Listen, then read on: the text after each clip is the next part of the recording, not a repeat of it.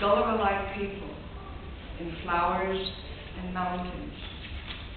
Tablets of Moses lay at the Creator's door. Daughter of Jerusalem rolls away the jeweled sepulchre stone at the foot of Pednet. I wrote that poem many, many years ago after seeing an exhibit of Georgia O'Keeffe's paintings in New York. Good afternoon. My name is Winnie Walsh, and I am a writer. In January of, this is 03, I was in Memorial Hospital recovering from knee surgery that developed into neuropathy. And because of this, I landed in the rehabilitation center and had to undergo surgery, physical therapy, in order to walk again. One day, the nurse came in and told me that we were going into art therapy. Reluctantly, I went, mumbling, "I'm not an artist, I'm a writer." Down we went because I hadn't any choice. I was in a wheelchair. So, as I sat at the station with these volunteers so nicely set out supplies, I started to splash on a piece of paper some paint. And I thought of Georgia O'Keeffe. I did a lot of research on her because I loved her work so. And many times she spoke to Anita Polster and she said, "Blue.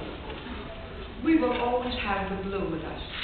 So I started with blue paint. And as you can see, there's a lot of blue paint. And I love Forsyth Park. And I knew I couldn't draw just the way it is. So I did my interpretation of Forsyth Park. And this came out. And about 11 months later, I received a telephone call from the Telfair Museum. "Winnie Walsh, we would like your permission to use your watercolor on our invitation sending out." And I said, "Who are you calling?" You can't be calling Winnie Walsh. And then she reminded me of the hospital stay in January. And with that, it all came back. I said, "Sure, great," because at that time, my first book, Child of the Left, had been published.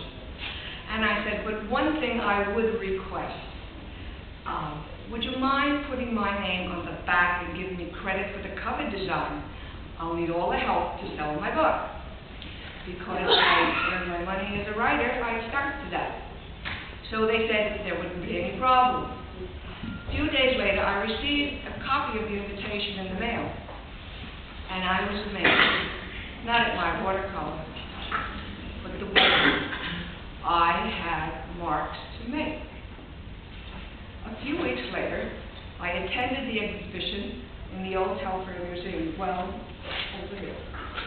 And after the show was over, a woman approached me, and she said, "I'd like to buy your painting." And curiosity, I said, "Now what in the world would she want my painting for? That's the first time up at that."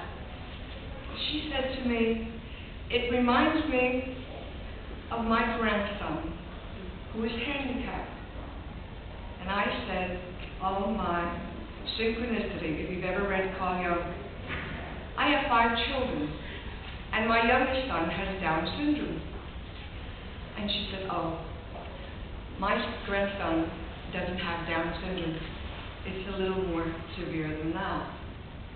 And with that, I said, "Well, I don't think I want to part with the painting because I may never do another one." So I said, "Would you mind taking a copy?" And she said, "No, not at all." And so I made my first sale, $25 on that painting. I took the painting home and I framed it. And if you notice, it's not framed right because when I finished painting it, I scrolled my name like my granddaughter, Winnie Walsh, in pink and yellow and blue.